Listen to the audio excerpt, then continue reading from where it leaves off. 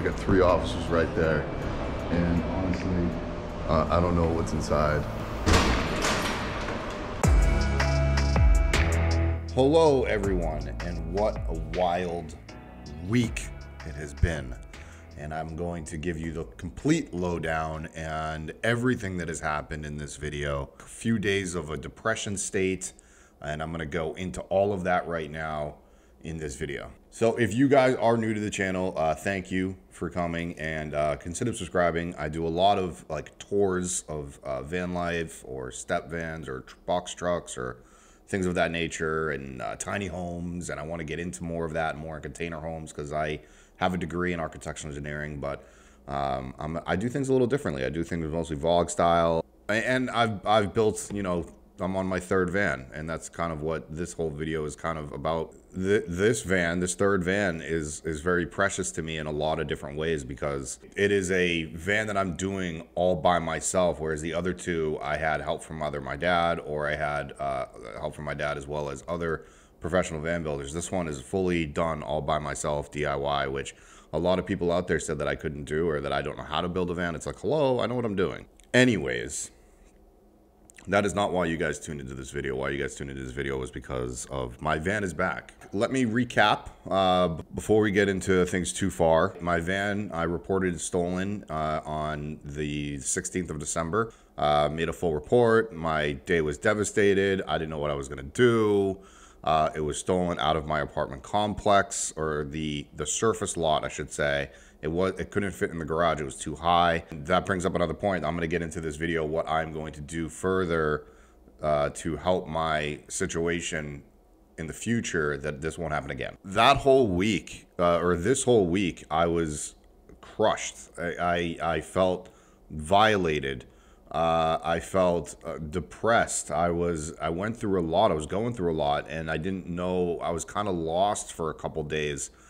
That sort of lit a fire under me that I was like, all right, I'm going to dive into other projects that I haven't done yet that I've been really wanting to do. During all of that, like, week of heck of just going through it all emotionally, I went out and bought a daily driver. And it was this truck that I can show you guys right now. I'm in a new truck. I shouldn't say new. I'm in a truck. I bought a little beater truck, and it's not little. Jeez, I keep on making the wrong word choices. 92 Ford F-150.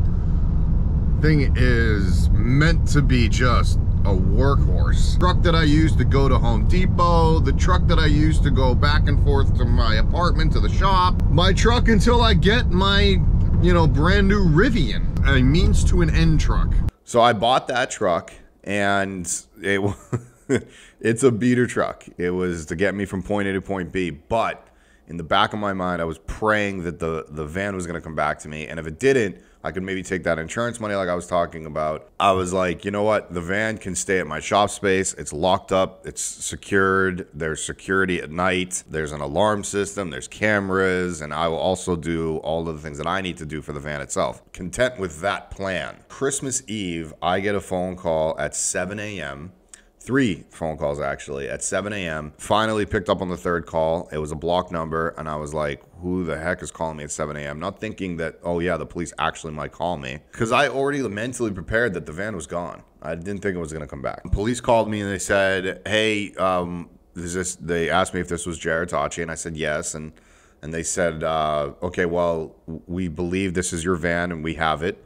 It is at such and such location, and you need to come and get it. And I said, well, how long do I have? And they said, you know, we'll wait for you, pretty much. They were like, we're not going to go anywhere. Just give us a heads up on when you can get here, and you know, how long it's going to take. And I said, I'll take a lift over there right now, because it was only like 10-15 minutes away from my house. Yes, that's how close they were to my apartment. But I am in a downtown setting, so there's like a lot of places to hide. So it's not like I'm going to pass this vehicle every day. I took a lift down there, and it was in a garage, and this is what happened. All right, guys, right now it's at 7 o'clock in the morning, and my van has been found. I got 3 officers right there, and honestly, I don't know what's inside.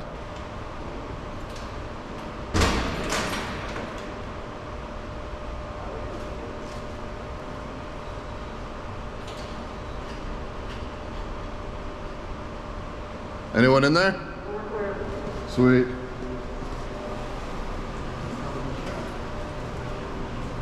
Somebody set up camp though, huh? Yeah. Those, they put my plates back on. Oh, they took off this. How long has it been gone? Holy shnikes. Alright, we're gonna cut this for now. Okay, so I'm editing the video right now and I just realized that I did not actually mention, you know, how it was found. This was found by the public. I can't give enough thanks to whoever it was that found it. I'm not gonna say their name because I'm gonna keep them safe, but reported by the public, by somebody that recognized my van off of a Facebook post. I only shared it on Instagram and YouTube. So somebody put it on the Portland Stolen Cars report or page or whatever. And that person recognized my van that was on that Stolen Cars, you know, Facebook group, and then called it into the police. So that's how it all happened. And I just realized as I'm editing it, as you guys can see right behind me that I'm editing, and I'm like, I've totally forgot that. So I needed to give a shout out to the public, because the public is really that found this, and then the police did their job. Person that found it, like, I've been DMing them. I want to give them my firstborn. I mean, not literally, because I'm not probably gonna have children, but it doesn't matter. That was just an expression, everybody. All right, back to the video. You know, the cops were very nice. I actually did ask them for their permissions and make sure I could vlog that, which was cool. And as you guys saw, the van was a mess. So I took it back to a secure location, immediately called a friend of mine, and I said, I need you to come and wire up a kill switch for me. He came over and did that almost immediately. Kill switch that I'm not telling anybody where it is, obvious reasons. And I will be shopping around for GPS. I do have a temporary GPS in there, but I'm gonna get a better one, I believe. Again, I'm not telling you where I put it, and I'm not gonna disclose that information ever on any video. I will talk about security eventually in a later video, but I have to let all this kind of settle in until I can like sit down and actually do homework of what companies that I'm gonna stand behind. Finally, I got it into the space, did all the things, and I'll give you guys a rundown on what that looked like. All right, I'm getting a first look at the van now. Well, actually, I guess second look. And it is an absolute disaster zone behind me. A couple things that stood out to me. The exterior. Guys, this is gonna be such a weird video. But there's a little bit of damage on the outside. I did drive it from where I picked it up, and I didn't do this, but there's some scratches here on the door. It looks like the person hit a pole of some sort. Those scratches are pretty deep. There's actually a dent down here. It looks like they hit something. Kind of sucks. This one's a really odd. Those are not my hubcaps. So I've got new hubcaps on here, which is like, okay, sure. They took off the E250 symbol, but I actually found it right when I opened the door. And then this one really got me, which is kind of upsetting, but there's a dent down here. Yeah, it looks like they did a number. Maybe they backed it. Looks like they maybe backed into something. If the dent is here, it looks like they backed into something, so that kind of sucks. Like I said, I got new hubcaps. I kind of like the blacked out hubcaps. There's a broken seal at the top in regards to where my wires come in for my solar panel. It's just a seal that looks like it's broken. But I have to spend the next couple of days down here just assessing the damage, which really sucks. Looks like maybe they tried to take off the solar panel. I don't know. I'm looking at it now and it looks like they did not. Doesn't look like the panel is damaged, thankfully. Roof van is not damaged either. Other than that, this is a lot of cleanup that I have to do. And I'm gonna put some gloves on and I'm gonna just start cleaning. In regards to the stuff inside, I asked the officer on site if, what do I do with this stuff? And they simply were like, you can put it up online, which I might do, to be like, hey, stolen van found, and here's some stuff, like lay it all out for people, take pictures and see if anybody wants to claim their property. The only thing in here that has a serial number on it is the generator, so I have to report that. So they asked me to take a picture of it, and if it's reported stolen, then it's going to go back to its owner, which is good. I mean, I would be pissed off if my generator was stolen as well. Other than that, looks like there's a lot I got to go through. Before I go any further with this, I want to let everybody know that people may be asking right now, why didn't you use your van as bait to catch the criminal? The criminal was not in there. Why didn't we use to wait for that person to come back? Well, a couple different things. Number one, a lot of police around the country right now have a no chase policy. So they have to follow their rules and guidelines before doing something like that. Number two, my van was actually reported to the police around 3:30 a.m. There were two officers sitting there from 3:30-ish till 7 a.m. until their supervisor came on. When that person could call me, that officer called me. So they were actually monitoring my van for hours before I even showed up. So they sort of did that on accident, although because they weren't going to call me in the middle of the night, 3:30, 4 o'clock in the morning. So they had to wait until 7, which was a reasonable hour to call someone. Obviously, the cops even told me I had to look out for needles. It seemed like this person was a professional, and it seemed like this person knew what they were doing. There was a lot of tools in there. I will tell you guys right now that anything with a serial number, I have to report back to the police department. This is all things that you just have to do by law. Person that was in there was definitely living out of my van. It's shocking to me that the inside was barely damaged. There was some damage on the exterior like you guys saw.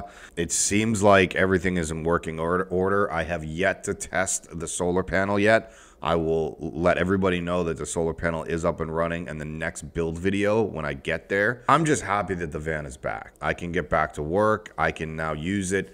I have a trip planned. I announced on my YouTube live that I have a dog that's coming.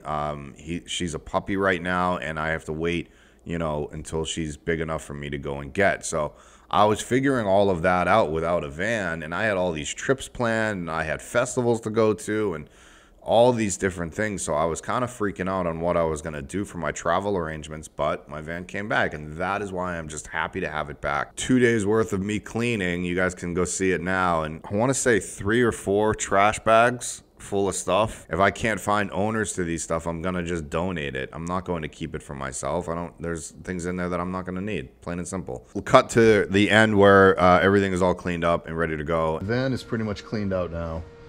I spent pretty much all day yesterday cleaning it out, and now I'm back today. And right now I am I'm cleaning everything. So I have to go through and pretty much bleach everything because I don't know what has happened in here. And then it's back to work next week. I'm gonna install that heater, and as I've been cleaning out the van, I've been finding a lot of things that are just messed up, to say the least. So kind of sucks. I'm gonna try and find some of the owners of these products. The inside isn't damaged to the point that it's not gonna make or break the van, but it's one of those things that I'm just upset about. I'm just pissed off. I'm filming this on Christmas Day, so Merry Christmas to me.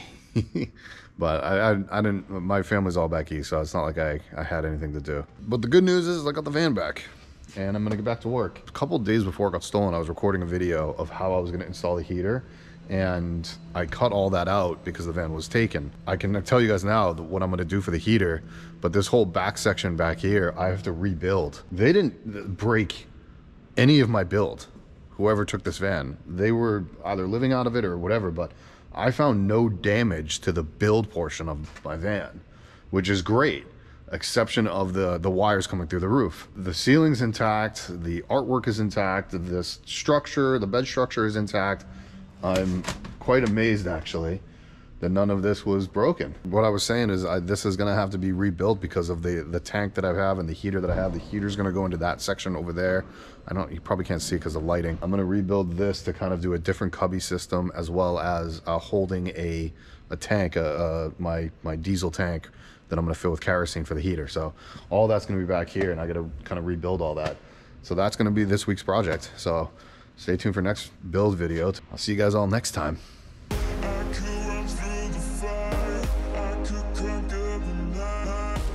I can make it, if I try to